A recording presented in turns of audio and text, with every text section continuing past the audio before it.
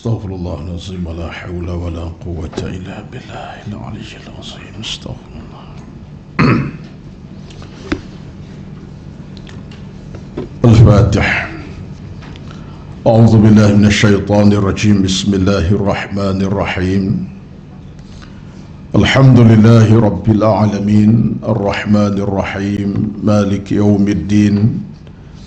إياك نعبد وإياك نستعين اهدنا الصراط المستقيم صراط الذين أنعمت عليهم غير المغضوب عليهم ولا الضالين آمين.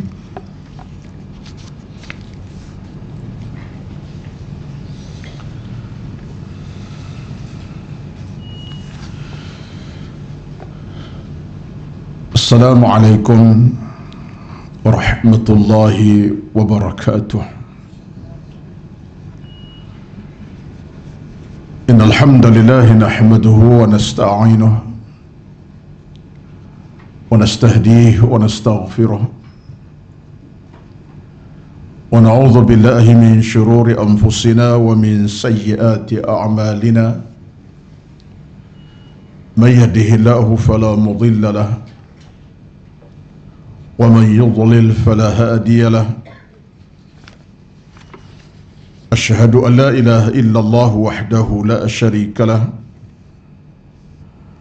وأشهد أن محمدا عبده ورسوله. اللهم لك الحمد كما ينبغي لجلال وجهك وعظيم سلطانك. ربنا افتح بيننا وبين قومنا بالحق وأنت خير الفاتحين. بسم الله الذي لا يضر مع اسمه شيء في الأرض ولا في السماء وهو السميع العليم. بسم الله الذي لا يضر مع اسمه شيء في الأرض ولا في السماء وهو السميع العليم. بسم الله الذي لا يضر مع اسمه شيء في الأرض ولا في السماء وهو السميع العليم. اللهم إنا نعوذ بك من البرص والجنون والجذام ومن سيء الأسقام. اللهم عافنا في أجسادنا وعقولنا وأبداننا وحياتنا وأعمالنا إنك على كل شيء قدير. حسبنا الله ونعم الوكيل ولا حول ولا قوة إلا بالله العلي العظيم. اللهم ارفع عنا من الوباء والبلاء والأشرار والمصائب والبلايا ما ظهر منها وما بطن. اللهم أعنا على ذكرك وشكرك وحسن عبادتك. حسبنا الله ونعم الوكيل ولا حول ولا قوة إلا بالله العلي العظيم. اللهم رب اشرح لي صدري ويسر لي أمري واحلل عقدة من لساني يفقه قولي يا رب العالمين. أما بعد. اللهم آمين. أعوذ بالله من الشيطان الرجيم. يا أيها الناس قد جاءتكم موعظة من ربكم وشفاء لما في الصدور وهدى ورحمة للمؤمنين. Surah Yunus ayat 57 yang bermaksud, wahai manusia, datang kepada kamu peringatan dari Tuhan kamu yang boleh menyembuh apa saja yang ada dalam tubuh badan kamu dan merupakan petunjuk dan rahmah bagi orang-orang yang beriman. Sadaqallahul azim. Surah Yunus ayat 57. Yang berbahagia dan hormati Kak Salwa dan seluruh tan kuasa pengurusan kajian duha Masjid Al-Falah USJ 9 Subang Jaya ini, dan seluruh para jamaah yang hadir pada pagi ini di kalangan para muslimin dan muslimat, tuan-tuan dan puan-puan yang dirahmati Allah Subhanahu wa taala. Pertama-tama alhamdulillah kita merafa' syukur kepada Allah Azza wa Jalla di atas nikmat anugerah yang Allah berikan kepada kita. Nikmat kesihatan, nikmat rezeki, makan dan minum, nikmat beribadat malam dan siang, dan segala nikmat yang kita nampak, yang kita tak nampak, zahir dan batin. Alhamdulillah. Dan saat kita bertemu pada pagi ini, pastilah suasana berbeza dengan hari-hari sebelumnya, kerana kita berada dalam suasana new normal yang merubah segala situasi dan keadaan perjalanan kita di sudut pekerjaannya, urusan ibadat dan sebagainya. Itulah kenyataan kita harus hadapi dalam suatu ketentuan takdir yang Allah Subhanahu wa taala menentukan begitu keadaannya.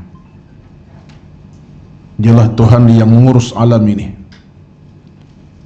Saat diberikan ujian, kita bersabar. Ketika Allah berikan nikmat, kita bersyukur kepadanya. Tuan-tuan puan-puan semua, kali terakhir saya berada di sini ialah pada 3 bulan 3, kira-kira 5 bulan yang lepas. Kali terakhir saya 3 bulan 3 dalam tajuk yang terakhir pada buku saya Akhirat First, dan kemudian pada tanggal 11 bulan 3 kita bermula PKP. Bermula saat kuliah dihentikan, masjid tiada lagi berjemaah, Isyak, Maghrib, Asar, Zuhur dan Jumaat, sehinggalah tempoh PKP itu berpanjangan daripada fasa pertama, 2 dan 3 hinggalah PKP sekarang ini yang belum selesai. Dan semua masjid kita lebih kurang dalam 100 hari lebih tak ada solat berjemaah, baik Maghrib, Asar, Isyak, Zuhur, Subuh, termasuk Jumaat, selama 14 minggu lebih kurang. Hinggalah pada satu ketika penghujung bulan Jun yang lepas, alhamdulillah kita dapat ruang yang cukup terbuka. Dalam suasana PKP dilonggarkan, maka Jumaat diizinkan, jemaah diizinkan untuk solat berjemaahnya, dan kuliah duha diizinkan, sampailah ke pagi ini. Namun begitu situasi sedang berlaku, kita yakin, kita percaya Allah pasti akan berikan kita kemenangan akhirnya, insya-Allah. Dengan doa, dengan rintihan, munajat kita semua malam dan siang, pagi petang, kita yakin Allah berikan kita kemenangan. Tetapi apa yang berlaku dalam tempoh sehari dua ini masih membimbangkan kita. Rantaian COVID-19 belum selesai, dan menakutkan lagi bila mana terdapat jangkitan yang baru dalam negara kita yang menyebabkan beberapa daerah ataupun 1-2 daerah ataupun beberapa kampung di belah utara terpaksa diberikan kawalan pergerakan PKPD semula. Semalam bermula hingga 30 Ogos akan datang, sehingga masjid dan surau kembali tidak boleh didirikan solat berjemaah Itulah kenyataan sedang berlaku. Ini bukan report, bukan laporan ni tuan-tuan ya. Tapi satu perkara saya kena ingatkan diri saya, tuan-tuan, puan-puan semua, itulah kenyataan sedang kita hadapi. Allah berikan ujian kepada kita.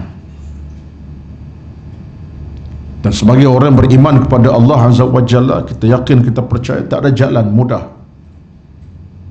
untuk kita atasi semua ini, melainkan kita benar-benar kembali kepada Allah Azza wa Jalla dengan hati yang tulus, dengan jiwa yang tenang dan lapang, dengan penuh keinsafan kepada Allah Azza wa Jalla.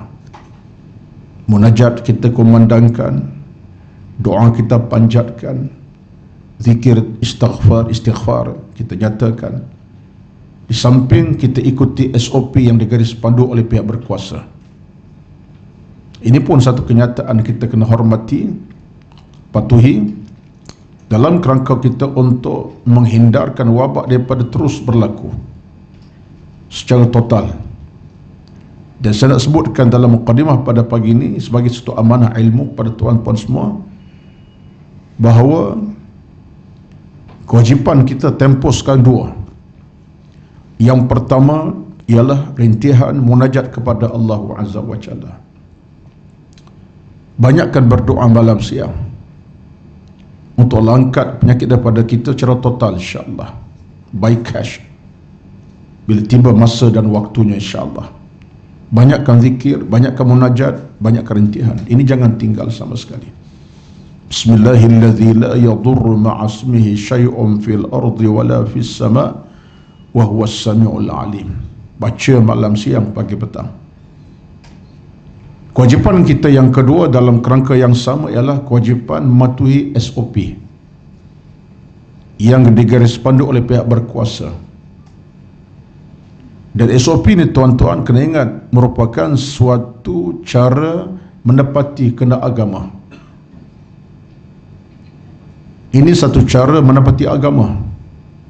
Pemakaian face mask, sanitaskan tangan kita, berjarak fizikal dalam tempoh sekarang ini, tidak berada di tempat awam secara terbuka. Ini semua merupakan tindakan yang sesuai dengan agama. Sebab Nabi bersabda, sebagai satu peringatan kepada kita, Nabi bersabda dalam hadis Imam Muslim, Nabi bersabda, la dharara wa la dhirar. Maksud jangan cari penyakit dan jangan sebar penyakit. Itu hadis. La dharara wa la dhirar, jangan cari penyakit dan jangan sebar penyakit. Jangan cari kemudaratan dan jangan sebar kemudaratan. Arti wording Nabi ini jelas. Nabi letakkan suatu perintah kepada kita bahawa jangan cari sebab untuk kita penyakit, dan berpenyakit jangan sebar pada orang lain. Maka SOP ini sesuatu yang bertepatan dengan hadis Nabi SAW. Kenapa dia letak SOP? Untuk mengawal penyakit. Sebab kita tak ada kena penyakit, tak sebaik kepada orang lain. Jadi sesuai dengan hadis Nabi SAW. Nabi tak ceritalah pakai face mask, Nabi taklah sebut kena sanitaskan tangan, tak ada. Tapi Nabi kata jangan cari penyakit, jangan sebar penyakit. Jangan cari kemudaratan, jangan sebar kemudaratan. Jelas. Jadi kaedah SOP ini mendapati agama. Dan yang meletakkan SOP bukan orang biasa, pakar perubatan, pakar penyakit. Di kalangan agamawan kita, mereka ni ada hak untuk meletak SOP. Kita orang awam patuh dan taat. Itu yang pertama. Yang kedua, SOP ini mendapati agama. Sudut fiqahnya kerana para ulama fiqah menyatakan dalam kaedah fiqahnya, tasarruful imami ala ra'iyati manutun bil maslahati. Itu kaedah fiqah. Dalam usaha untuk mengekang masalah, mengekang penyakit, menghindar daripada penyakit berluasa, ada kaedah fiqah kata tasarruful imami ala ra'iyati manutun bil maslahati. Maksudnya, mana-mana usaha, gagasan, perintah yang dibuat oleh pemerintah rakyat julata bersandar kepada maslahah. tujuannya untuk kemaslahatan. Jadi makna segala apa yang dibawakan oleh pihak berkuasa negara dengan doktornya, pakar perubatan, dengan pihak berkuasa negara, semua ini untuk kemaslahatan. Supaya apa? Penyakit tidak merebak, penyakit tidak menjadi masalah besar dalam masyarakat, dan kita selamat daripada penyakit yang berlaku. Jadi ini semua sesuai dengan agama. Saya nak sebut ini berapa sebab ini kenyataan yang kita kena patuhi dan kita kena hormati. Kita nak kembali pulih semacam biasa, tak ada kekangan dalam hubungan kita dengan ibadat. Sembahyang tak berjarak macam sekarang. Muslimat pun baru dapat diberi kebenaran tu pun ada SOP ketat.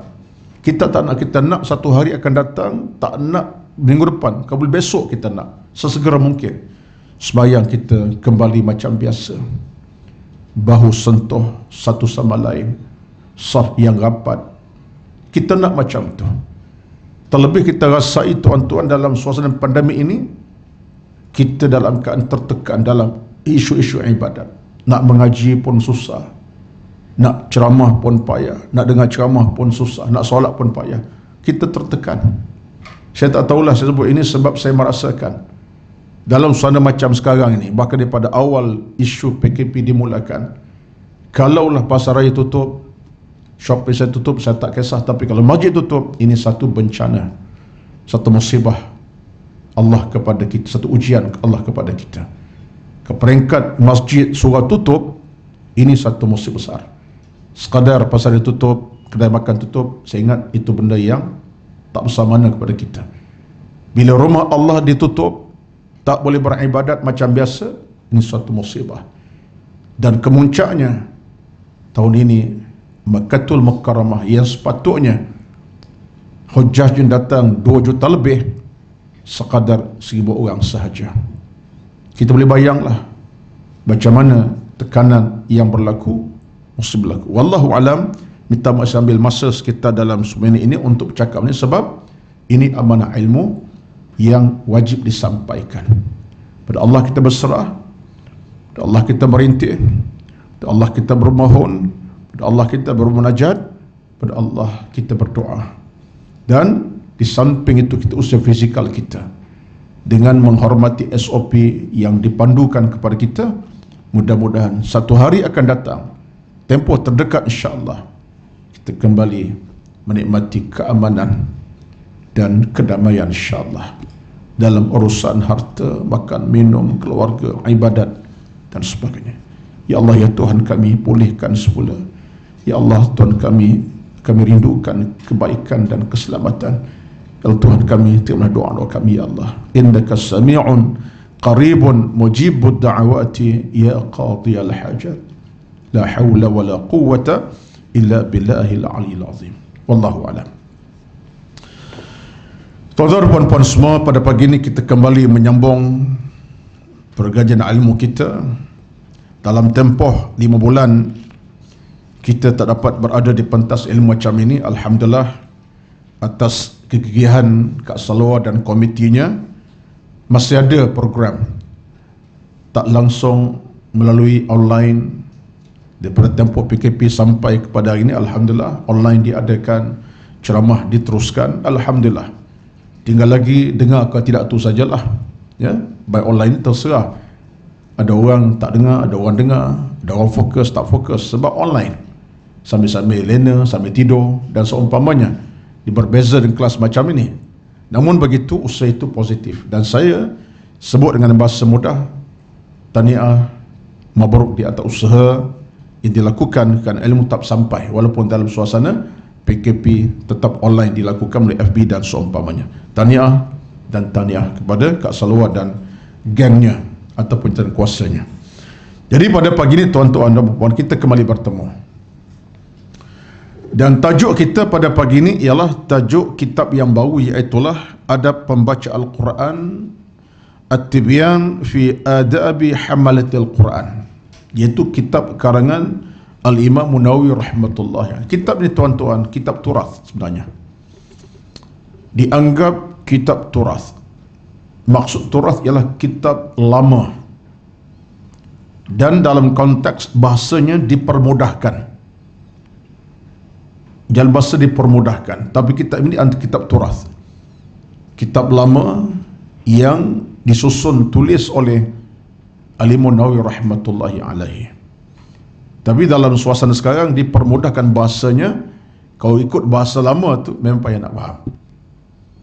Yang Arabnya, saya baca yang Arab pun bukan mudah nak faham. Tapi bila disusun balik terjemahan, alhamdulillah, bentuk yang begini sempurna, penterjemah pun sempurnakan terjemah dengan sempurna dalam suasana tajuk yang begitu cantik, ia tentang isu Al-Quranul Karim. Maka saya dengan penuh kecintaan kepada ilmu memilih buku ini sebagai teks. Setelah selesai topik yang pertama kita bincang dulu, iaitulah buku saya lah yang tak seberapa, Akhirat First. Selesai. Itu pun hampir dekat dengan 3 tahun tak silap saya, ya. Selesai. Kalau itu 3 tahun, yang ini insya-Allah 10 tahun. Ya. Boleh habis 10 tahun insya-Allah. Cuma tak pasti saya pergi dulu ke tuan-tuan pergi dulu, ya. Mungkin saya lebih awal, lebih lewat, tuan-tuan lebih awal, wallahu a'lam. Baik. Saya akan jadikan teks pengajian ini. Saya akan baca dan beri kupasan ulasan. Saya melihat bahawa dalam buku ini kita tak akan terlalu laju dalam pengajian. Sebab apa? Sebab ini adalah teks turath, ilmu yang bersifat tradisional, perlu kepada kupasan ulasan yang mendalam daripada satu cerita ke cerita yang lain, daripada page ke page perlu kepada kupasan mendalam. Maka tak akan laju, saya akan ambil masa untuk beri syarahan kupasan tentang apa kita baca. Maka saya mengharapkan kepada tuan-tuan satu perkara. Apa dia? Buat catatan dan tolong tulis apa yang disampaikan. Tak banyak pun sikit, tolong buat catatan. Lebih utama saya cadangkan catatan bukan di dalam kitab ini, tapi dalam buku khas. Mohon mencadangkan, ya. Boleh saja catat dalam buku ini, tidak masalah, tapi catatlah, tapi ruangnya tak banyak, terbatas. Tapi ada catatan buku lain tentang apa kita nak belajar ini. Sebab ini adalah pengajian turath. Maka sistem saya dalam kuliah akan datang slow dan tidak laju, perlahan perbincangan mendalam insya-Allah. Jadi agak berbeza sikit lah dengan buku pertama itu, agak laju dan saya mungkin kadang-kadang cakap sajalah, ya, dalam banyak keadaan, tapi dengan maksud, ya. Tapi untuk ini dia berbeza sikit. Itulah harapan saya, sebab saya tengok buku ini tuan-tuan amat bermakna sekali. Amat bermakna dalam kerangka kita untuk menambah kefahaman tentang Al-Quran, dan bagaimana kita nak merapati Al-Quran sebagai kitab yang memimpin, memandu kepada kehidupan kita. Baik. Sebenarnya dalam tempoh PKP yang lepas, saya telah berikan syarahan melalui online, tapi umum, tentang apa itu Al-Quran. Sebab tu kalau siapa boleh recall balik, boleh tengok balik video tersebut, tapi ingat berapa tarikh tak ingatlah berapa, tapi bila tarikh, tapi saya dah sebut dalam kuliah online itu 1 jam tentang Al-Quran dan kaitan kita. Dah panjang cerita. Di pada hari ini tak nak contoh yang tu dah, nak direct kepada buku kita dah. Jadi yang lama tu carilah, dapatlah tu maklumat insya-Allah. Baik. Cuma FB saya itu, saya punya FB lah, bukan daripada Medina Studio dan kuliah online. Saya punya FB, dapat balikkan daripada FB saya dan boleh dengar balik insya-Allah. Baik. Boleh ke ni? Nampak macam letih belaka ni. Okey. Baik. Minum dulu. Bismillahirrahmanirrahim. Alhamdulillah. Kita pergi bab yang pertama. Dalam buku ini saya nak pergi bab yang pertama, dan saya nak tengok bersama tuan-tuan dalam beberapa perkara yang penting. Bab yang pertama, muka surat yang pertama lagi, di mana bermulanya perbincangan dalam kitab ini daripada Al-Quranul Karim yang dinukilkan oleh Imam An-Nawawi rahmatullahi alaihi. Bermula ayat daripada surah Fatir ayat 9 dan 30. Apa kata Allah Azza wa Jalla? A'udzu billahi minasyaitonir rajim. Innal ladzina yatluna kitaballahi wa aqamus salata wa anfaqu mimma razaqnahum sirran wa alaniyatan yarjuna tijaratan lan tabur liwaffiyahum ujurahum wa yazidahum min fadlih innahu ghafurun syakur. Surah Fatir ayat 29 dan 30, surah yang ke-35. Sebelum itu saya ingat tuan-tuan memiliki buku ni. Semua miliki tak? Terbaik milikilah buku ini ya, dan dapatkan daripada Kak Salawat lah. Sebaiknya miliki buku ini ya. Kalau tak ada, dapatkan. Kalau dah ada, boleh tambah je, nak ada kat orang lain tak ada masalah ya. Bukan syarat mesti dia dapat satu, mungkin nak hadiah kat orang, itu lebih baiklah ya, sebagai satu sumbangan, insyaAllah tak ada masalah. Baik, muqaddimahnya dengan ayat Al-Quran daripada surah Fatir. Apa kata Allah Azza wa Jalla? Ini muqaddimah daripada pengarang kitab ni. Al-Imam Nawawi mulakan dengan ayat ini. Innal ladzina yatluna kitaballah, sesungguhnya orang-orang yang selalu membaca kitab Allah, wa aqamus salah, dan tetap mendirikan solat, wa anfaqu mimma razaqnahum sirran wa alaniyatan, serta mendermakan daripada apa yang kami kurniakan kepada mereka secara sembunyi atau terbuka. Yarjuna tijaratan lan tabur, mereka dengan amalan demikian mengharapkan sejenis perniagaan yang tidak akan mengalami kerugian. Liwaffiyahum ujurahum wa yazidahum min fadlih, supaya Allah menyempurnakan pahala mereka dan menambahi mereka daripada limpah kurnianya. Innahu ghafurun syakur, sesungguhnya Allah Subhanahu wa ta'ala Maha Pengampun, lagi sentiasa membalas dengan sebaik-baiknya akan orang-orang yang bersyukur kepadanya. Tuan-tuan puan-puan, ayat ini jelas sebagai satu pembuktian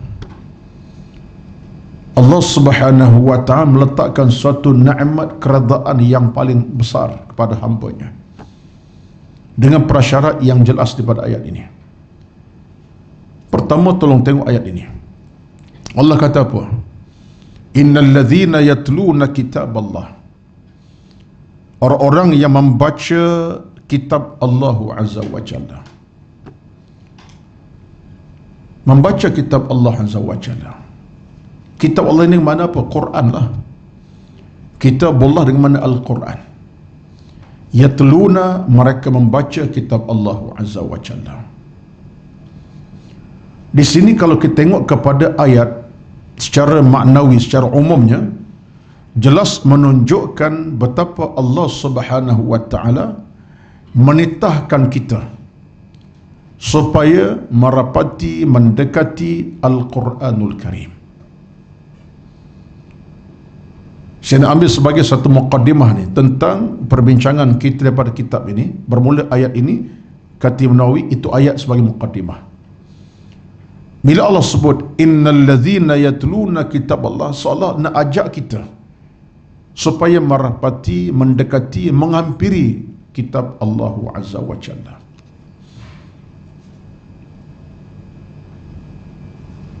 Seorang ulama yang bernama Al-Imam At-Tabari, ini ulama tafsir, namanya Al-Imam At-Tabari rahmatullahi alaihi, ada kitab tafsir besar.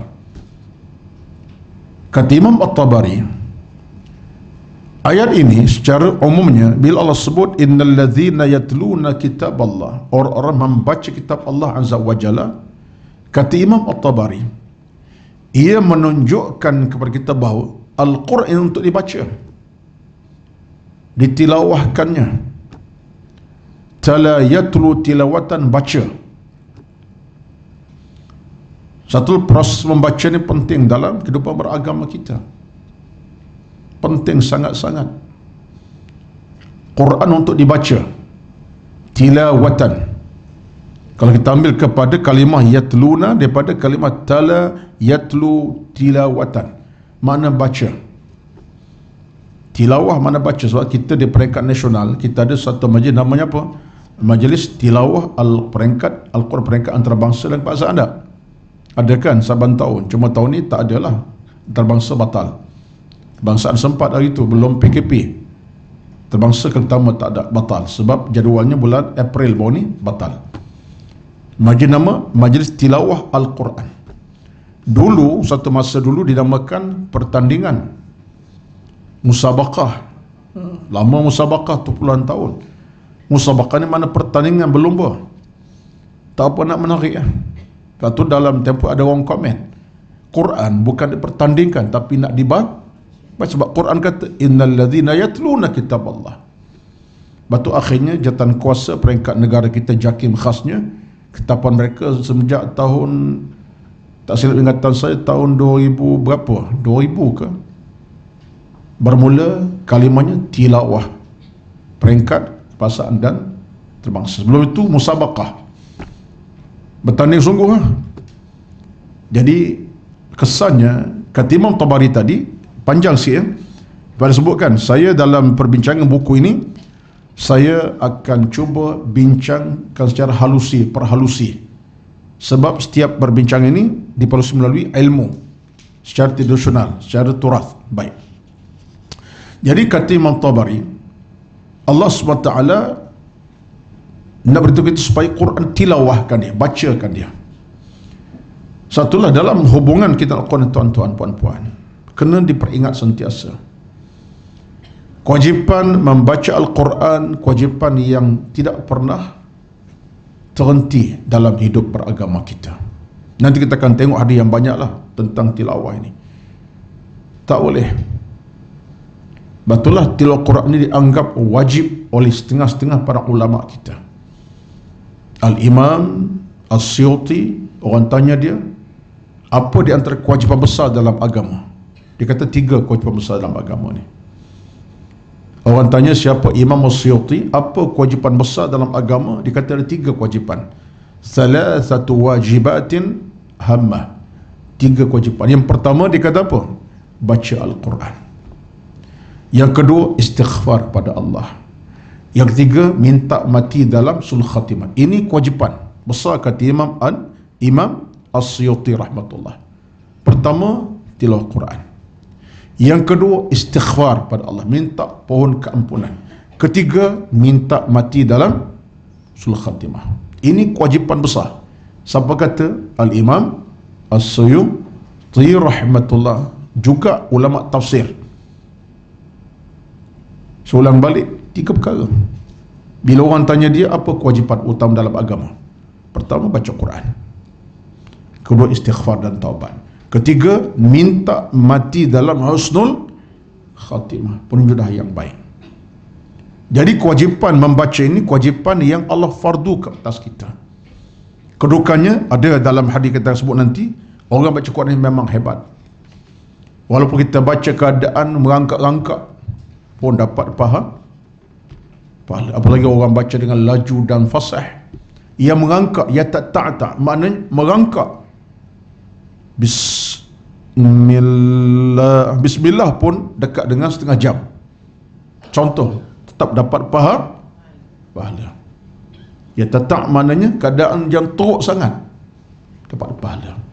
Apalagi orang fasih Quran, macam perempuan lah, insyaAllah. Baik, maka Allah kata apa? Innal ladzina yatluna kitab Allah, orang-orang membaca tilawah Al-Quran, kitab Allah. Allah guna perkataan kitabullah, dia tak kata Al-Quran. Ada makna tu. Boleh saja Allah sebut innal ladzina yatluna Al-Quran, boleh je, tapi Allah sebut innal ladzina yatluna kitab Allah, orang-orang membaca kitab Allah. Kenapa agaknya? Ini menarik ni. Ada ulama bincang tentang, saya kena sampaikan ilmu ini. Kenapa Allah sebut kitab Allah? Biasanya Al-Quran lah kan, sebab ada ayat lain sebut baca Al-Quran sekian-sekian. Tapi dalam ayat Allah kata kitab Allah, kitab Allah. Ini menandakan, kata ulama setengahnya, Allah nak sebut seolah satu kiriman kepada kita. Bila sebut kitab Allah, satu kiriman khas yang Allah beri kepada umat Muhammad SAW, namanya kitab Allah, surat Allah. Kitab ini terjemah buku pun ya, kitab pun ya, nak kata surat pun boleh lah. Allah punya kiriman surat dia kepada kita. Allah sebut kiriman Allah melalui suratnya kepada kita. Dalam hubungan dia, Allah sebut kitab dia kepada kita. Menunjukkan, kata para ulama, setengah-setengah kata apa? Betapa Allah nak sebut kepada kita hambanya, bagaimana penting amat sangat kiriman Allah ini kepada kita semua. Dia macam ni, kalau saya nak beri terjemahan yang mudah, macam postman lah, hantar barang yang kita suka online ni kan. Macam tak suka online je tuan-tuan ni. Dunia online sekarang ni, daripada KP ni sampai sekarang online je, tak putus. Postman 6 kali sehari datang rumah. Muka tu dia kata, tak muka lain dah, alamat rumah tu saja. Contoh, kita bila terima barang kita order, seronok tak?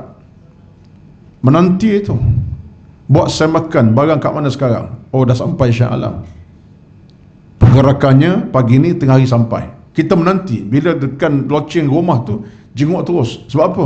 Barang sampai. Bila sampai barang kita nak tu, seronok. Kalau lewat, kita rasa nak marah. Kenapa ni? Masa PKP memang barang terlalu lewat pun sampai.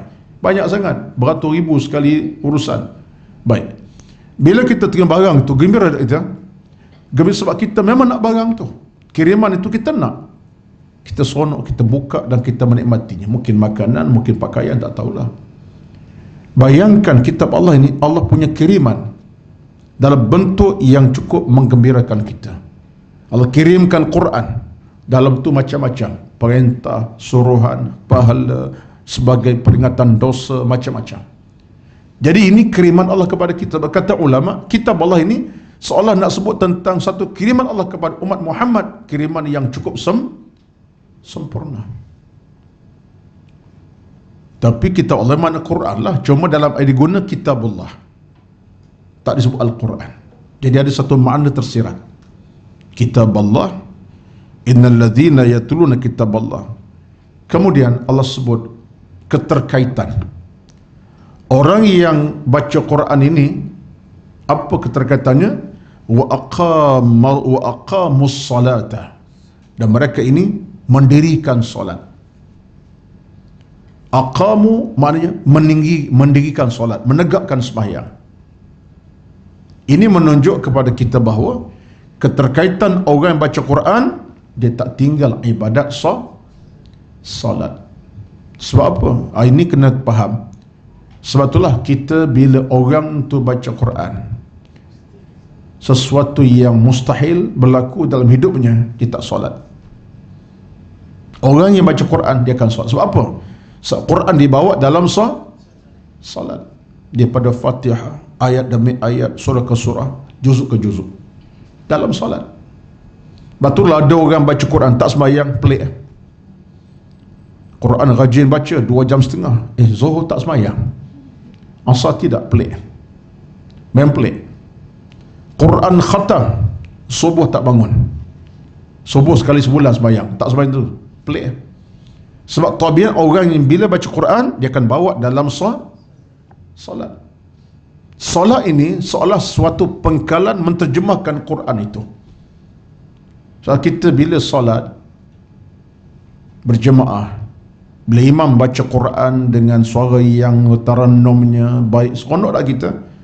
Seronok. Fasah imam ada, kemudian baca ayat dengan penuh tarannum, bayati, sikah, jarkah, dia buat macam-macam. Seronok kita. Panjang pun tak apa. Kena pula imam Makkatul Mukarramah. Siapa pergi umrah, bila dengar bandar Bilalah bandar Bilal baca Quran, dengar pula As-Sudais, dengar pula imam-imam kita Johani contohnya, kita dengar tu, seronok, air mata mengalir walau tak faham. Jadi kaitannya ialah bila baca Quran dia bawa ke dalam salat. Betullah kata Allah, innal ladzina yatluna kitab wa aqamus salah. Mereka baca Quran dan dirikan sembahyang. Jadi orang yang baca Quran tak sembahyang, benda tu amat pelik. Ada kata ada? Ada tak ada ni? Wallahu alam. Sebab kita ni alhamdulillah Quran baca, sembahyang kita jaga. Tapi kalau ada tu cerita lah. Tapi tak mustahil. So dalam watak manusia ni tuan-tuan, macam-macam watak ada. Dalam bab ibadat ni kadang-kadang ada orang yang suka puasa sembahyang malas. Ada puasa rajin tapi sembahyang tidak. Ada orang yang mungkin suka derma. Nombor satu derma tapi sembahyang tak jaga. Mungkin ada. Ini watak manusia. Ini menunjukkan kelemahan lah. Yang tak patut berlaku. Sepatutnya seorang insan mukmin bab ibadat, baik yang nama solat dijaga, Quran jaga, zakat dijaga, semua jaga. Itulah watak mukmin. Itu kita nak bina. Baik.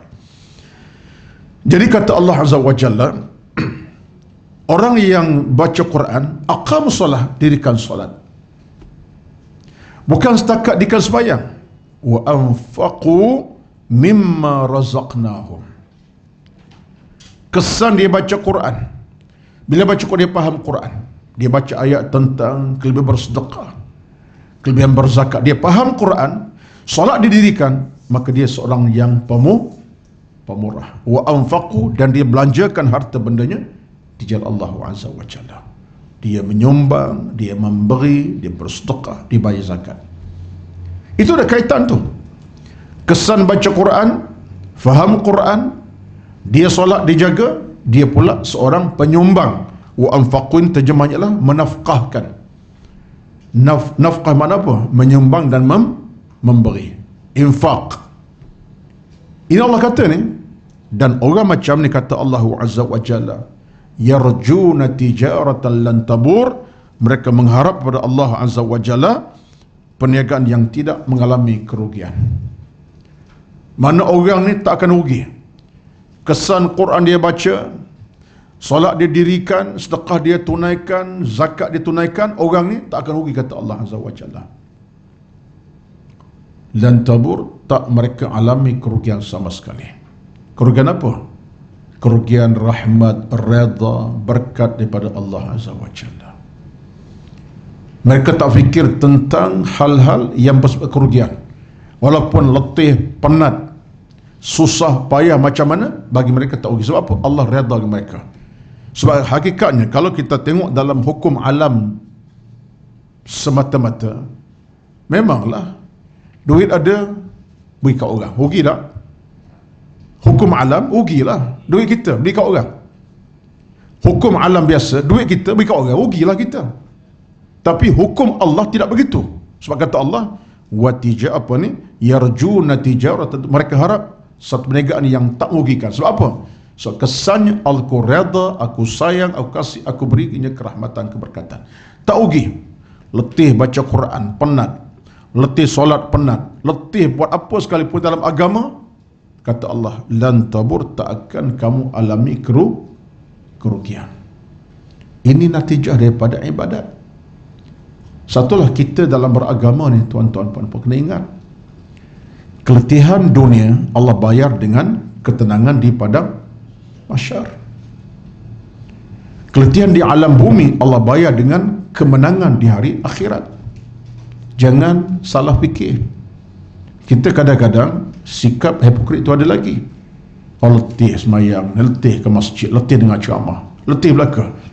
Jangan lupa, keletihan di atas bumi ini Allah bayar baik cash di pada mahsyar dengan ketenangan, keselamatan, kerahmatan dan kemuliaan. Kita nak macam itulah. Yang kita tak nak dunia tenang, bahagia, pada akhirat nanti apa yang berlaku? Letih, penat, kena balon, kena seksa, kena marah Allah, kena tak nak tuan-tuan. Kita nak keletihan di atas bumi ini Allah bayar cash di pada mahsyar dengan ketenangan dan keselamatan. Kata Al-Imam As-Suyuti, dia kata apa?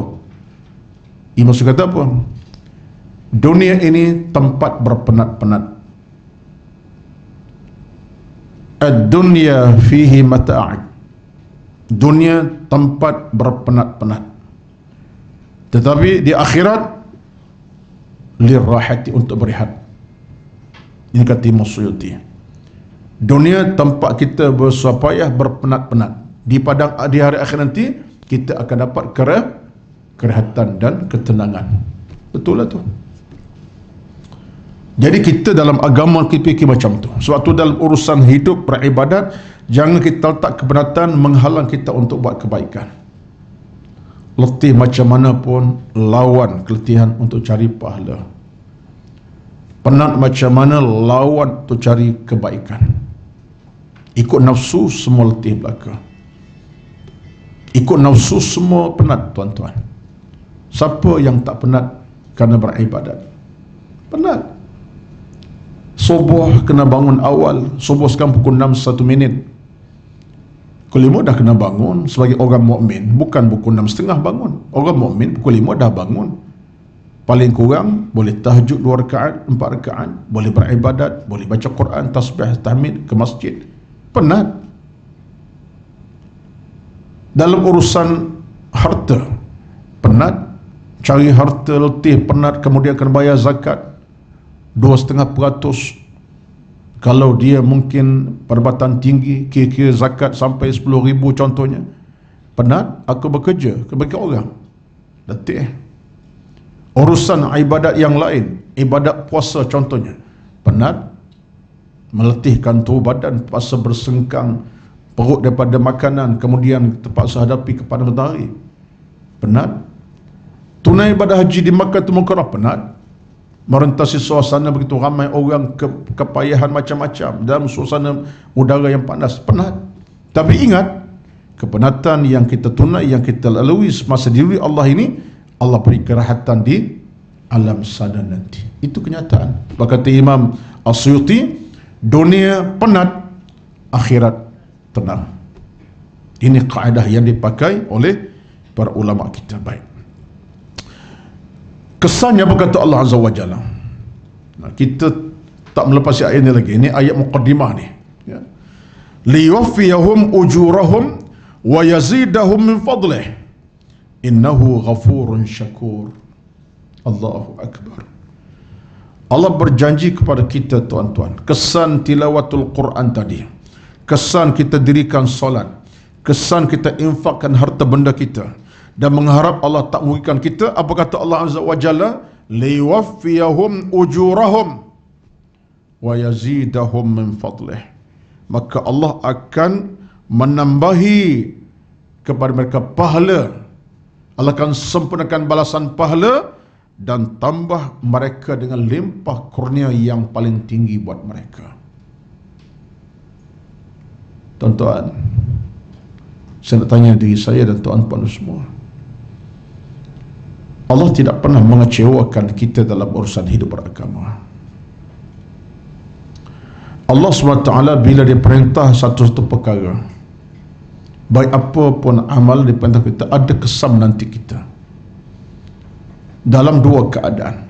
Mungkin by cash segera ataupun akan datang. Ini kenyataan. Dalam apa urusan ibadat kita buat kerana Allah Azza wa Jalla, ada dua kesan utama. Pertama, by cash, tunai. Dan kalau tidak tunai, akan datang Allah kepada kita. Apa saja, daripada kita puasa ke, zakat ke, haji ke, baca Quran ke, tasbih ke, tahmid ke, qiyam tahajud, duha ke, sebagai contoh. Jangan bimbang. Tak Allah beri by cash, Allah beri akan datang kepada kita keberkatan, kerahmatan. So Allah kata, liwaffiyahum ujurahum. Allah akan sempurnakan pembalasan buat mereka itu. Satu hari Nabi SAW masuk ke bandar Madinah, kota Madinah lah. Masuk tengah-tengah bandar Madinah. Makna Nabi di Madinah tapi masuk ke kota bandar Madinah, wasatul Madinah, maksudnya tengah-tengah bandar Madinah. Semasa masuk ke Madinah itu, Nabi terpandang ada satu kelompok beberapa orang yang sedang bercakap-cakap, yang sedang berbual-bual. Yatahaddatsuna fi ma bainahum, maknanya dalam mereka sebut sedang bincang sembang sama mereka. Mereka tak bersedar Nabi sampai dan Nabi tanya mereka, fima tatahaddatsu. Nabi tanya, kamu bincang sembang tentang apa? Fima tatahaddatsu, maknanya kamu sembang tentang apa? Nabi tanya sahabat yang sedang bersembang ini.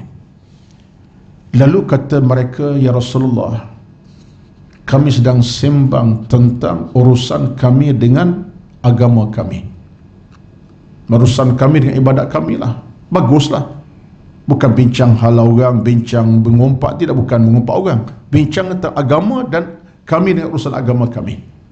Nabi kata, sadaqtum, benarlah kamu semua. Lalu Nabi tanya, apa yang telah kamu lakukan? Apa kamu dah buat? Sahabat yang bercakap kata, ya Rasulullah, kami beri makan kepada fakir miskin yang ada sekitar kota Madinah. Nut'imuhu ta'am, kami beri mereka makan makanan pada fakir miskin. Apa kata Nabi sallallahu alaihi wasallam? Ini satu riwayat yang disebutkan oleh Imam Al-Baqi. Nabi kata apa? Demi Allah, saya ambil terjemahan saja. Demi Allah, kamu telah menyempurnakan satu amalan yang terbaik yang Allah tidak akan melaparkan kamu di hari akhirat nanti. Kamu telah buat satu kebaikan, Allah tak akan melaparkan kamu di padang mahsyar nanti. Faham tuan-tuan? Faham tak? Maksud Nabi ialah kamu beri makan orang yang lapar. Orang tu lapar kan? Beri makan per mereka. Maknanya kamu di padang mahsyar nanti kamu tak akan lapar. Apa maksudnya? Kamu akan dapat rahmat Allah Azza wa Jalla. Allah sayang kamu, Allah cinta kamu, Allah redha dengan kamu. Tuan-tuan, ini menunjuk kepada kita bahawa apa saja bentuk amalan yang soleh dalam beragama ini, jangan bimbang. Allah tak beri sekarang, dia akan beri kamu. Mungkin Allah beri sekarang, pahalanya kau dapat, tapi rahmatnya mungkin lewat kemudian. Yang penting ialah Allah sebut ayat ini, liwaffiyahum ujurahum, Allah akan berikan kepembalasan yang setimpal atas kebaikan buat, wa yazidum fadli, Allah tambahkan lagi. Dalam Islam ini, bila sebut soal tambahan pahala ni tuan-tuan, kena ingat, kita tak ketahui berapa banyak pahala kita capai dalam apa urusan ibadat kita buat. Walaupun ada riwayat kata, al-hasanatu bi'ashri amthaliha ila 700 dha'fin. Satu kebaikan kita buat bermula 10 pahala. 10 pahala. Satu kebaikan 10 pahala. Tetapi Allah boleh saja beri sampai 700 kali ganda. Mana Allah Maha Kaya, nak beri kita 7,000 ke 100,000, itu hak dia. Sebab gandaan pahala itu adalah pemilikan mutlak Allah Azza wa Jalla. Cuma kita kena ada keikhlasan. Tapi gandaannya Allah punya. Mungkin 1,000, mungkin 2,000, mungkin 700 seumpamanya. Itu kata Allah, kata Nabi, sahabat Allah Azza wa Jalla. Tapi kita punya pahala mula 10 pahala. Buat kebaikan 10 pahala. Al-hasanatu bi'ashri amthaliha. Satu kebaikan 10 pahala. Yang lebih gandaan Allah Maha Kaya. Sebab tu keikhlasan penting. Bila buat dengan keikhlasan, Allah akan beri kita gandaan yang cukup banyak di sebalik amal kita buatkan itu. Itulah nilai dalam beragama. Wa yazidahum, Allah akan beri gandaan yang melimpah ruah kepada kita. Allah kata apa kemudian dalam ayat ini penutupnya, innahu ghafurun syakur. Allah Tuhan yang Maha Pengampun, lagi Tuhan yang membalas dengan sebaik-baik atas kesyukuran kita kepadanya. Tuan-tuan, Allah tutup dengan dua sifat yang dia miliki. Ghafurun syakur. Allah Maha Pengampun dan Allah sentiasa balas dengan sebaik-baik pada orang syukur kepadanya. Ini kemuncak lah.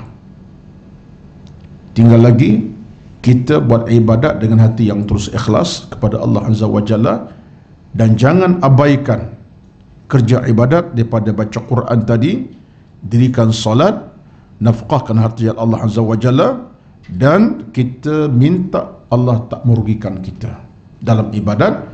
Allah berjanji nak beri kelebihan. Jadi ayat ini muqaddimah kepada buku yang kita ada ini, yang dikarang tulis oleh Al-Imam An-Nawawi rahmatullahi alaih ajma'in. Baik.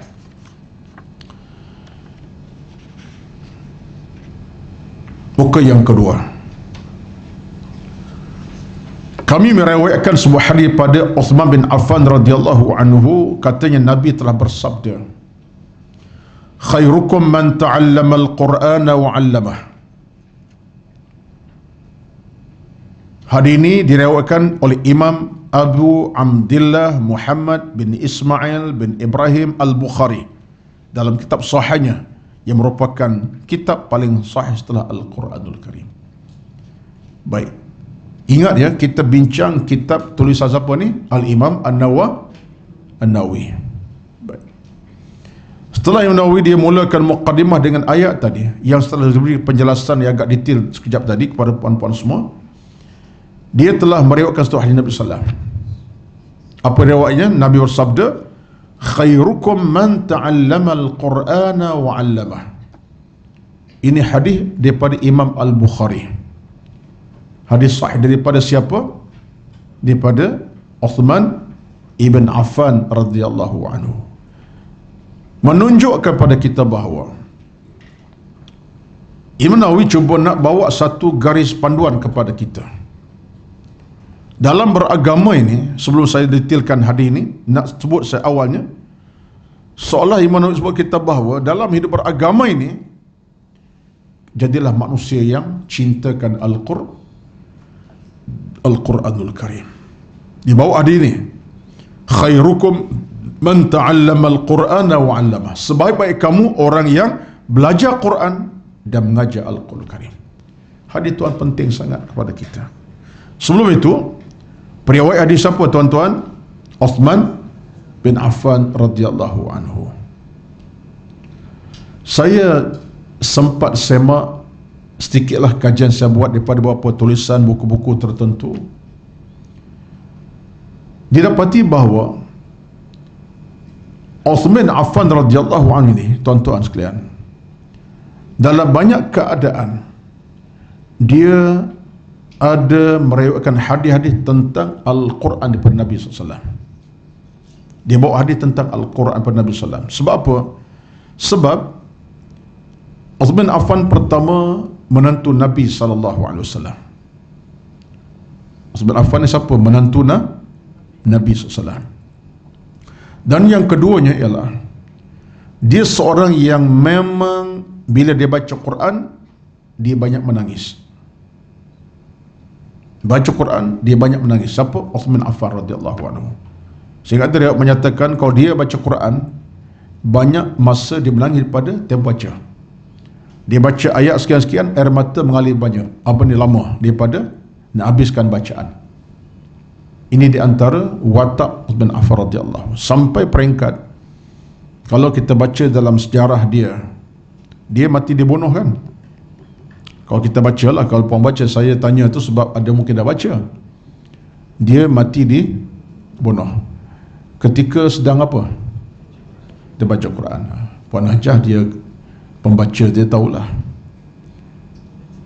Dia dibunuh ketika sedang baca Quran seawal pagi.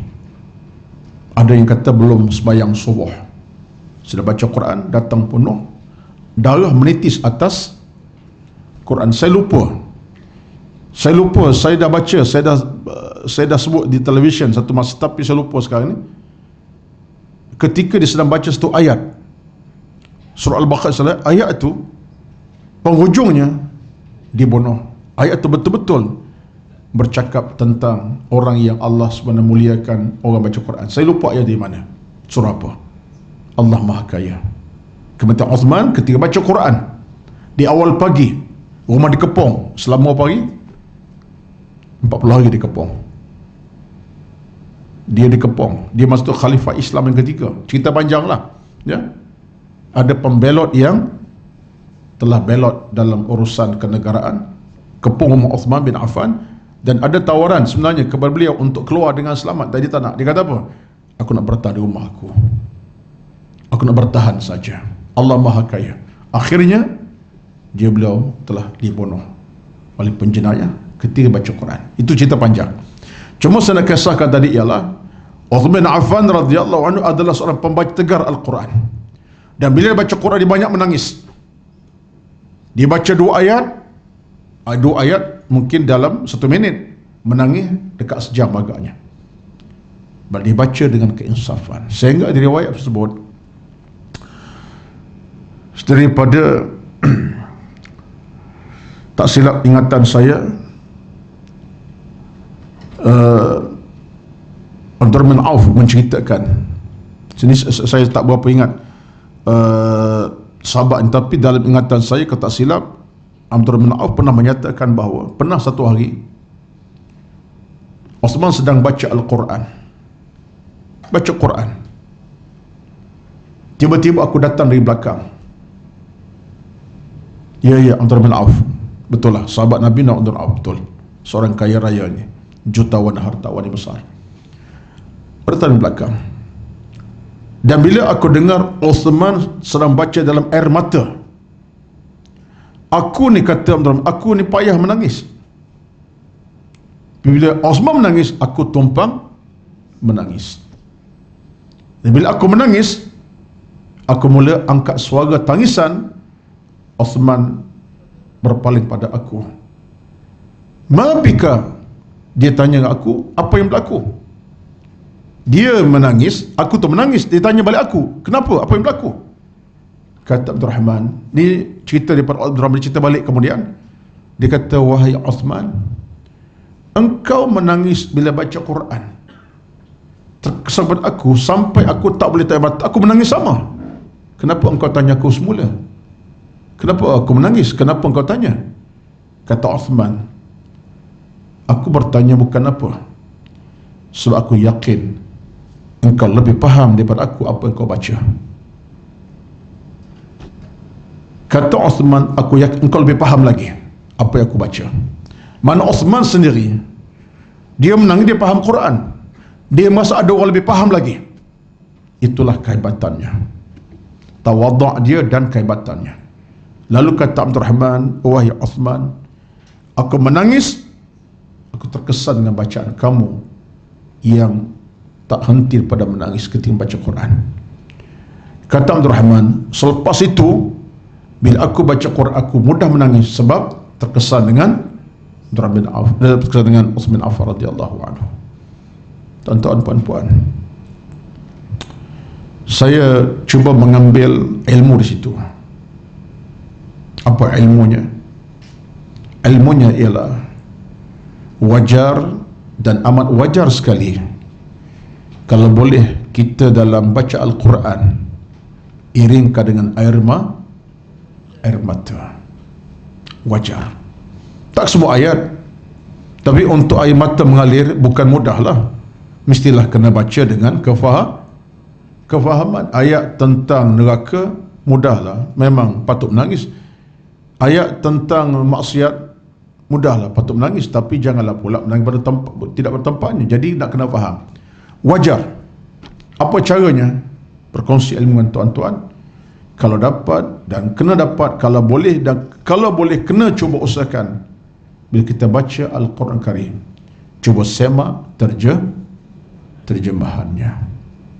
Sekurang-kurang bila tengok terjemahan, berjumpa ayat tentang neraka, ayat tentang seksaan neraka, ayat tentang Allah punya kemurkaan, kita boleh menangis pada jam itu juga. Alhamdulillah. Tak boleh kerap, cubalah sedapat mungkin mengambil cerita Osman tadi. Saya sebut ini sebagai mengambil wasiat. Di sebalik cerita Osman tadi, kalau boleh iringkan air mata dengan bacaan Al-Quran Karim. Tak mampu, tak macam mana, tak apalah, pahala baca. Tetapi kalau kita ambil kesempatan untuk alihkan air mata tangisan di saat kita baca Quran, itu lebih afdal.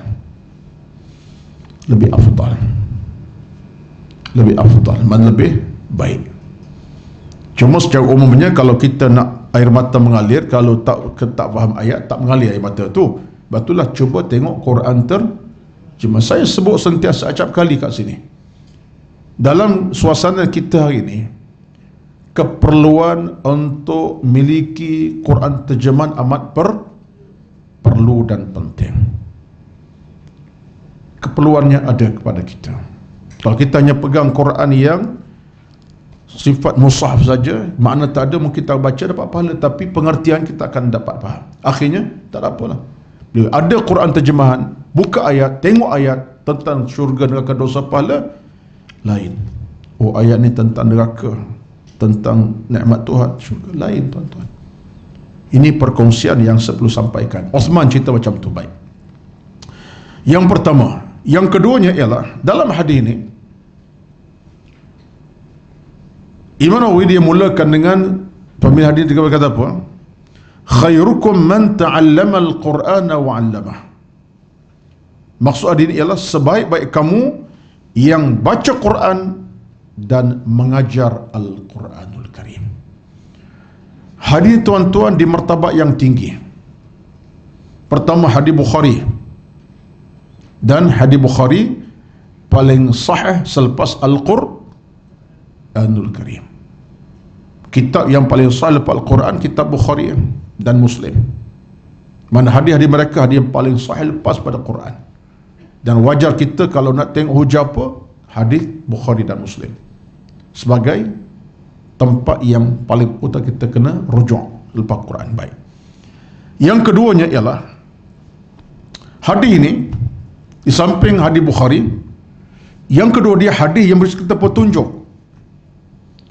Apa petunjuknya? Petunjuk adalah Nabi bercakap tentang orang yang paling terbaik. Khairukum terjemah orang paling terbaik, orang yang paling mulia, orang paling hebat, itu mana khairukum, terjemahlah. Sebaik-baik manusia, semulia-mulia manusia, sehebat manusia, itu mana khairukum. Daripada khair, khair mana sebaik-baik, semulia-mulia. Nabi sebut sebaik-baik kamu. Tuan-tuan, kalau Nabi kata yang paling baik, itu satu petanda ada nilai yang tinggi di sebalik nilai kata-kata khair itu. Mesti ada. Sebab Nabi tak bercakap benda yang tak pasti, yang tak jelas. Tak, Nabi beri penjelasan jelas kepada kita. Khairukum, sebaik-baik kamu. Kalau dalam bahasa kita sekarang ni, kalau kita kata orang paling baik siapa? Paling baik mengaji tinggi, luar negara mungkin. Paling baik harta banyak. Dan ukuran kita lah. Tapi tengok Nabi sebut paling baik siapa? Man ta'allama al-Quran wa 'allamah. Orang yang baca Quran dan mengajar Al-Quran, paling terbaik. Cuba faham dengan sebaik hadis ini. Makna martabat orang yang baca Quran dan mengajar Quran tinggi dalam pandangan agama. Sebab itulah tuan-tuan, kita tak boleh merasakan kita insan yang hina, yang kurang, yang tak ke mana-mana, kerana kita ni jenis yang mengaji Quran. Kadang-kadang kita rasa macam tu. Taraf kita rendah sebab kita sekadar mengaji tajwid Quran di surah masjid.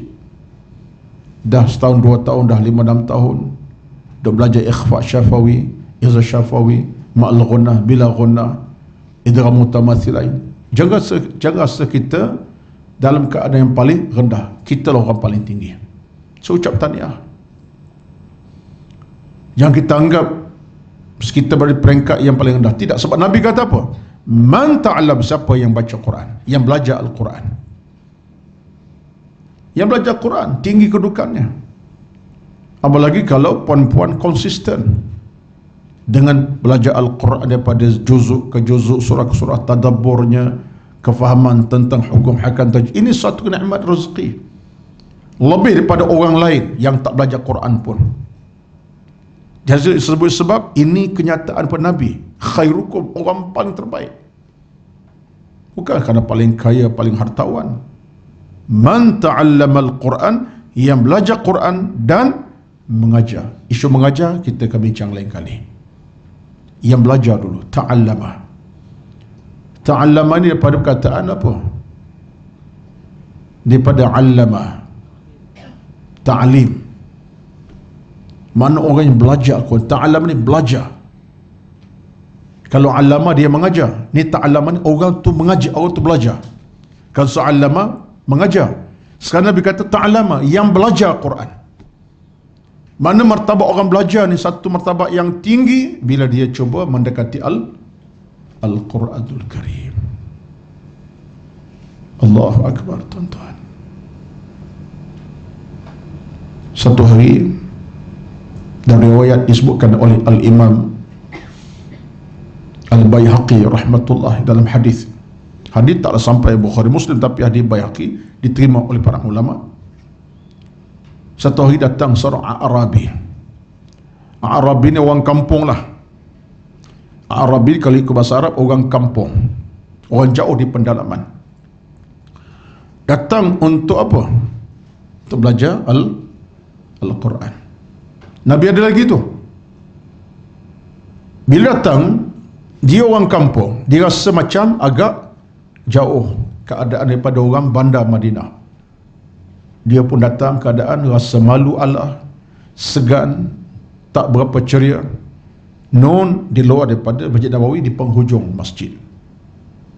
Tapi datang sebagai seorang musliman, ja'ah musliman, dia orang muslim, tapi dia rasa malam macam keadaan tak sama dengan orang Madinah yang madani, yang lebih bertamadun.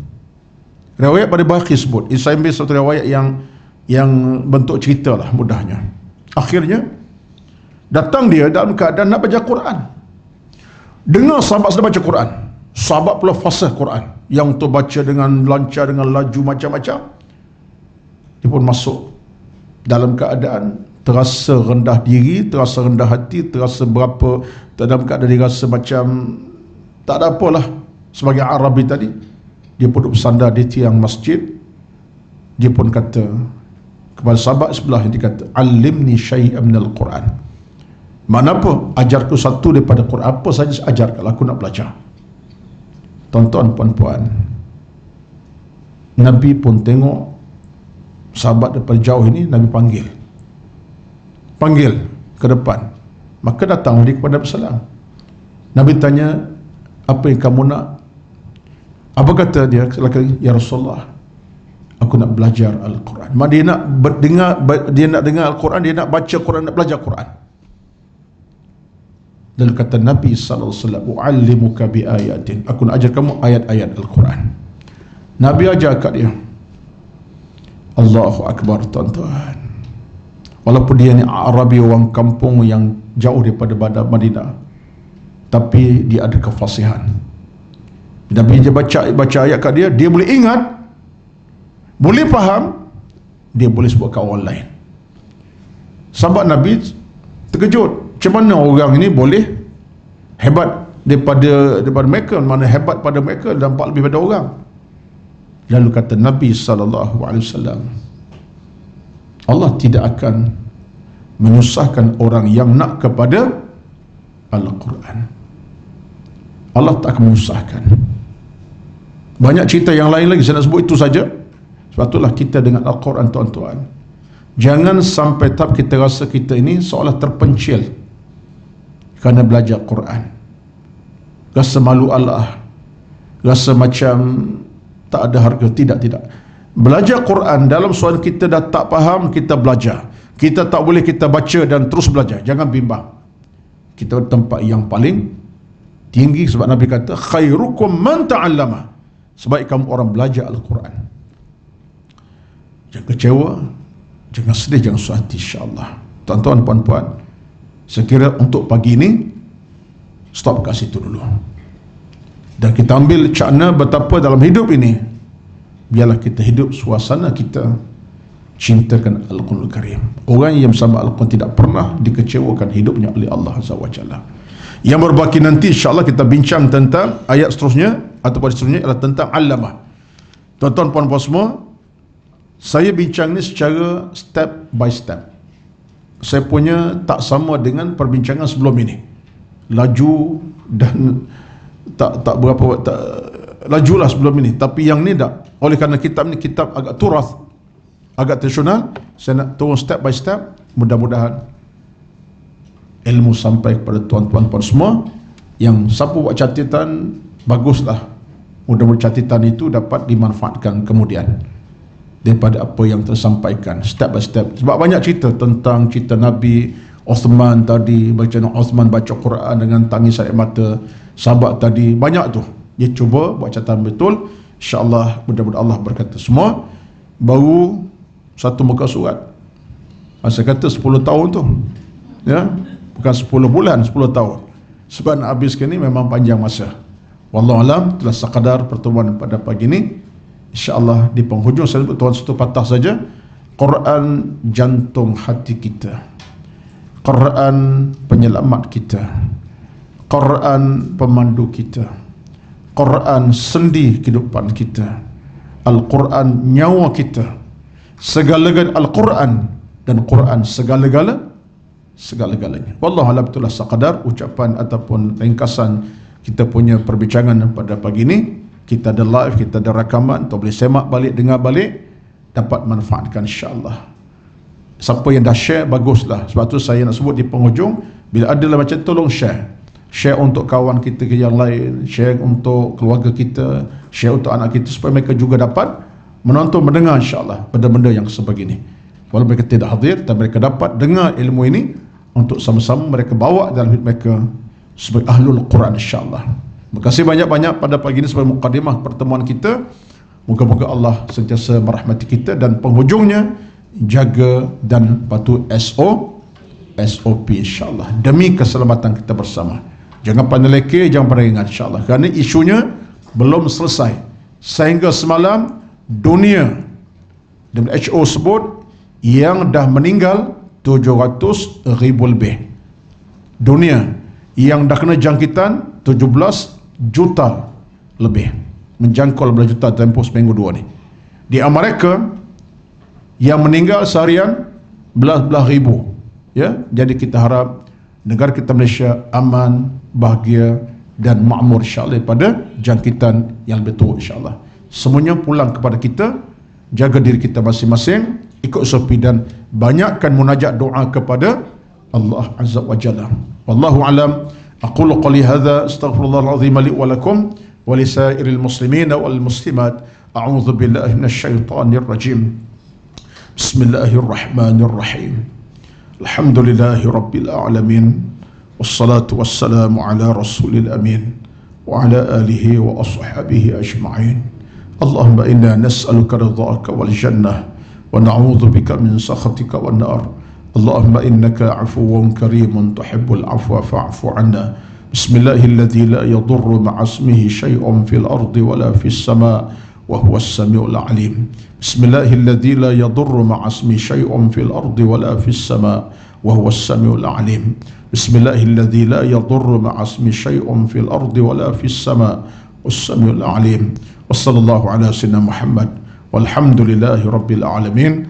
Taqabbalallahu minkum. Wassalamu alaikum warahmatullahi wabarakatuh.